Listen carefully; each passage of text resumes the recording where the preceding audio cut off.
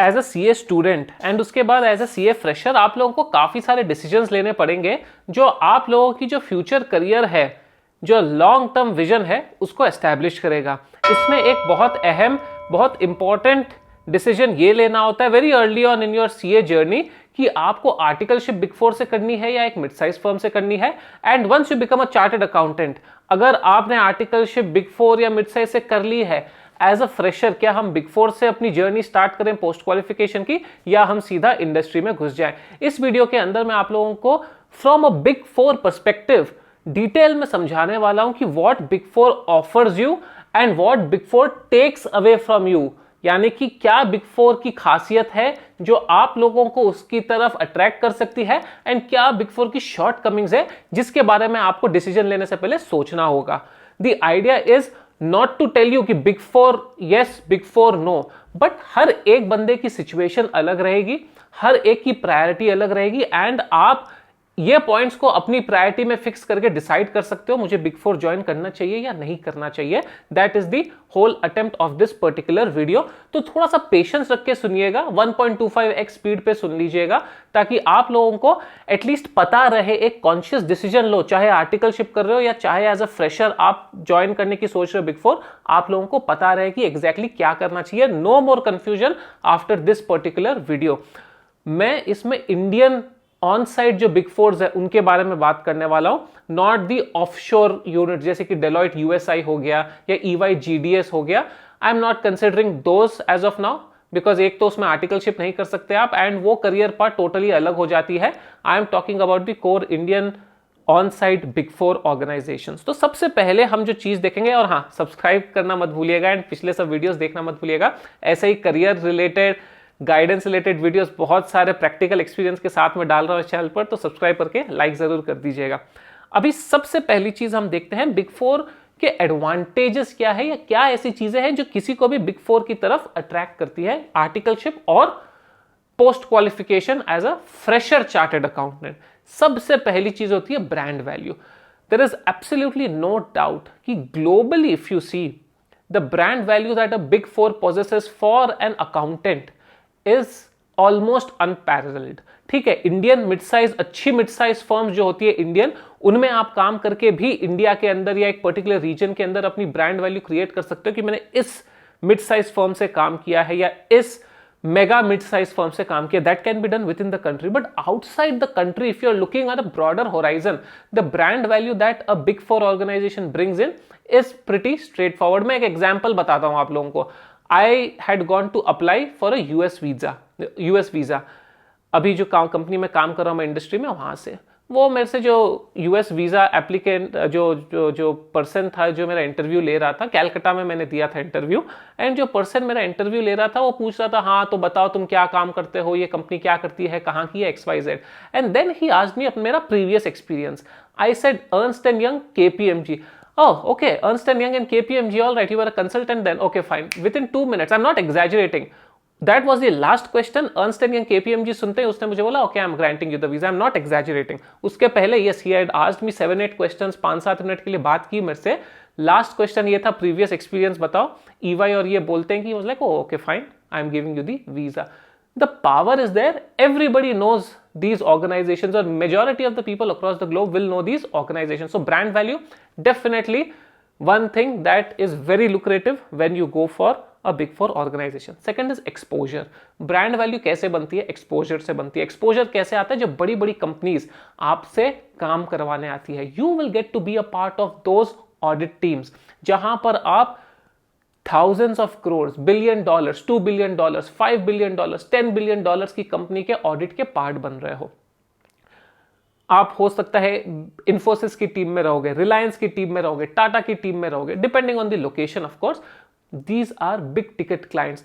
Even when you are talking about small clients, 500 crore, 1000 crore, 2000 crore के clients मिलना is not a very big deal. So you will be able to interact with the top leadership, the CEO, CFO of that particular organization. Even if you're not interacting directly, आप पीछे बैठ के observe कर रहे हो, observe करने में ही काफी कुछ सीख लेते हो आपकी भाई पार्टनर और इतनी बड़ी कंपनी का मालिक किस डायरेक्शन में बात कर रहे हैं, स्ट्रेटेजिक थिंकिंग क्या होती है, ये आपको जो नॉर्मल मिड साइज फर्म्स है उसमें शायद उतना ज़्यादा नहीं मिलेगा।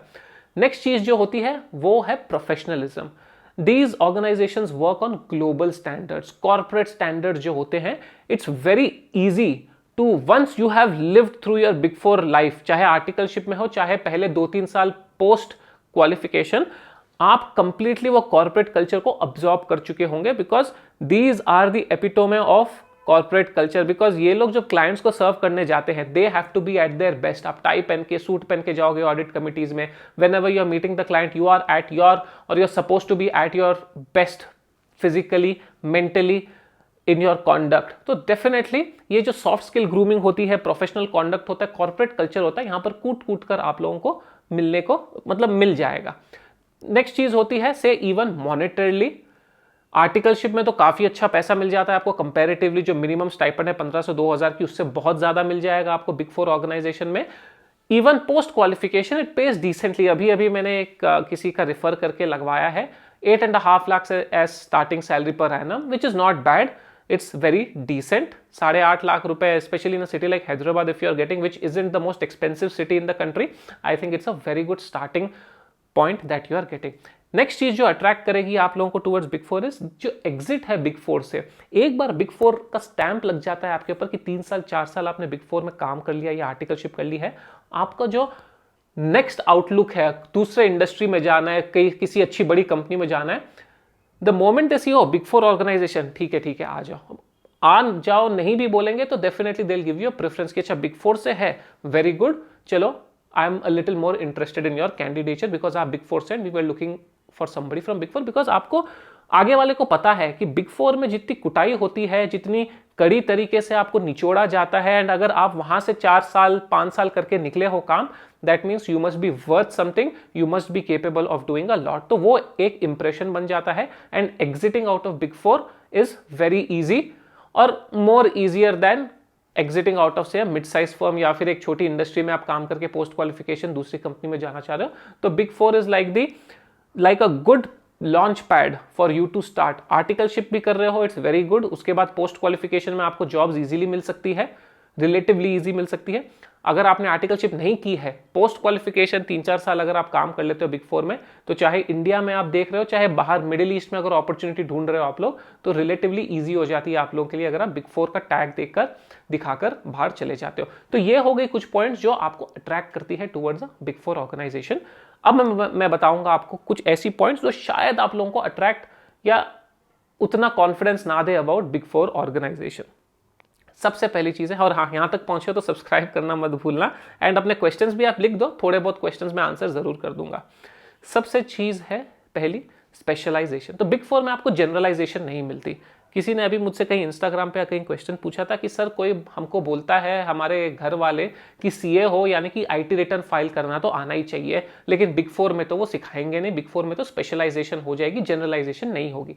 It is true. Now things like IT returns you can learn even without doing articleship, it's not a big deal. आप खुद से भी पढ़ के, खुद से भी करके 2 बार 4 बार भर के अपना खुद से भी आप सीख सकते हो। So not a big deal कि आपको आर्टिकलशिप में सिखाना, कोई सिखाएगा तभी आपको आएगा। But then the point is specialisation रहेगा। अगर आप स्टैट ऑडिट में हो तो स्टैट ऑडिट में ही रहोगे, इंटरनल ऑडिट में हो तो इंटरनल ऑडिट में ही रहोगे, उसके आगे दूसरी अपॉर्चुनिटीज आपको बिग फोर में नहीं मिलेगी। मिड साइज फर्म में you might get to do some stat audits, you might get to do some internal audits, you might get to do some tax related work, comprehensive आपको मिल जाएगा। तो that becomes a point of contention for many people जिनको overall knowledge चाहिए and सिर्फ एक area की specialisation नहीं। सेकेंड चीज जो हो गई, जो आपकी डिसिप्लिन रहेगी, you have to be very discipline. यहां पर दिल चाहे वैसा आप आज छुट्टी ले लिया या एक्स्ट्रा लीव्स ले लिया एग्जाम के लिए, या 2 बार फेल हो गए तो तीसरी बार भी 1 महीने की छुट्टी ले ली, that might not happen because professional culture है, कॉर्पोरेट कल्चर है। You will have to do a lot of hard work. चाहे मिनिमम आपका 7 घंटे या मैक्सिमम 7 घंटे पर दिन आपको काम करना रहता है, but then on deadline days you will probably have to work for 12 hours, 13 hours, 14 hours also even as an article. Freshers हो तो चलो फ्रेशर्स को उतना टाइमिंग का उतना टेंशन नहीं रहता बिकॉज आपको पढ़ाई करने के लिए कुछ भी नहीं है। बट अगर आप आर्टिकल स्टूडेंट हो एंड एग्जाम सर पे है, it can always be tricky. Of course you can always discuss with your manager, with your team members, अच्छी टीम है तो आप लोग हमेशा डिस्कस आउट कर सकते हो, but then that problem will definitely for many of you come up for sure. ये हो गई एक और चीज। अगली चीज़ जो हो जाती है, मैंने आपको स्पेशलाइजेशन वैसे जनरलाइजेशन बता दी, ये टाइमिंग वाले चैलेंजेस बता दिए, या जो कल्चर है उसकी चैलेंजेस बता दिए।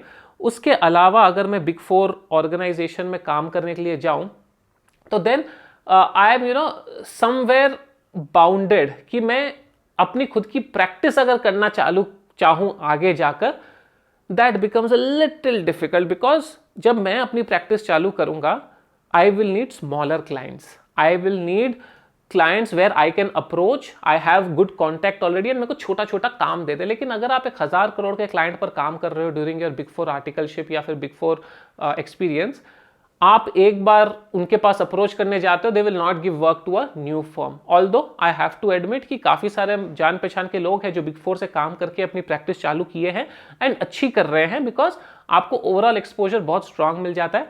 बट वो हल्का सा थोड़ा सा डिफिकल्टी महसूस हो सकती है वीजा we working in a mid size firm. अगली चीज जो काफी ज्यादा इंपॉर्टेंट हो जाती है, या एक इंपॉर्टेंट फैक्टर काफी लोगों की हो जाती है, कि then you will have to move to a bigger city. अगर आप एक छोटे टाउन से हो या विलेज से हो, you will have to go to those 5 और 6 सेलेक्ट सिटीज जहां पर बिग 4 प्रेजेंस अच्छी है।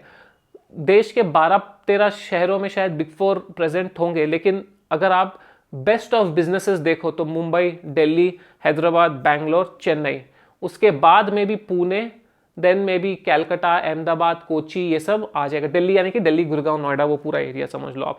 तो ये 5-6 शहरों में आपको बहुत अच्छा एक्सपोजर मिलेगा। उसके बाद आपको मीडियम एक्सपोजर मिलेगा। तो आपको ये 5-6 शहरों में मूव करना पड़ेगा if you want to join a big 4 organisation, and that can be a point of disappointment for many. Thought कि नहीं, मैं बाहर बड़ी शहर में नहीं जा सकता, स्पेशली फॉर फीमेल कैंडिडेट्स जिनके घर वाले अलाउ नहीं करते बड़े शहर में खुद से अकेले रहना। That definitely becomes a challenge for your big 4 organisations. उसके अलावा अगर मैं देखूं बिग 4 में ऐसी कोई खास चैलेंज है नहीं जो आपको रोके बिग 4 में जाने से। हाँ, as I said, there will be difficult working hours, long working hours when compared to industry। Definitely आपको बहुत मेहनत करनी पड़ेगी। when compared to mid size firm बहुत मेहनत करनी पड़ेगी। कंपटीशन बहुत सॉलिड होगा, फॉर श्योर कट थ्रोट रहेगा, but then you will get something, you will have to give something. वैसी वाली हिसाब हो गई। मेरा पर्सनल सजेशन, आर्टिकलशिप में कर सको बिग 4 में तो आर्टिकलशिप कर लेना, या फिर पोस्ट क्वालिफिकेशन एटलीस्ट 3 से 4 साल अगर आप बिग 4 में निकाल लेते हो, then your options to exit and explore the market become huge and your demand in the market also increases for sure। एक बार वो बिग 4 का ठप्पा लग चुका हो तो। मैंने आर्टिकलशिप बिग 4 से नहीं की थी, इसलिए मैंने नेक्स्ट 5.5 years अपने लाइफ के, यानी कि first 5.5 years post CA I worked in big 4 organizations just to understand, get a feeler, get that brand name, get the knowledge, and then now I'm working in an industry। तो ये हो गई मेरी big 4 की total overview, total picture. उम्मीद कर रहा हूँ आप लोग अगर यहाँ तक देखे हो तो पसंद आया होगा। कमेंट्स का इंतजार रहेगा। लाइक, शेयर, सब्सक्राइब कर दीजिएगा। और भी ऐसे ही वीडियोस में लेकर आता रहूँगा। Comment and let me know what more do you want to see from me. Thank you so much for watching guys, all the very best. अगर आप लोग CA की पढ़ाई कर रहे हो, then definitely Unacademy is a platform that can provide you brilliant knowledge. आप अगर क्लासेस देख रहे हो कहाँ से करें, ऑनलाइन करना चाहते हो, तो Unacademy is an absolutely excellent platform. आप वहां पर जाइए, उनके प्लस सब्सक्रिप्शन या आइकॉनिक सब्सक्रिप्शन पे आप सब्सक्राइब कर सकते हैं। कोड अरिहंत यूज करोगे, आप लोगों को अच्छा खासा डिस्काउंट भी मिल जाएगा। काफी इकोनॉमिकल है। काफी सारे बैचेस चालू होते रहते हैं for May 22 and for November 22 and beyond also batches आते रहेंगे। So definitely check it out and enrol करो। तो कोड अरिहंत यूज जरूर कर लीजिएगा।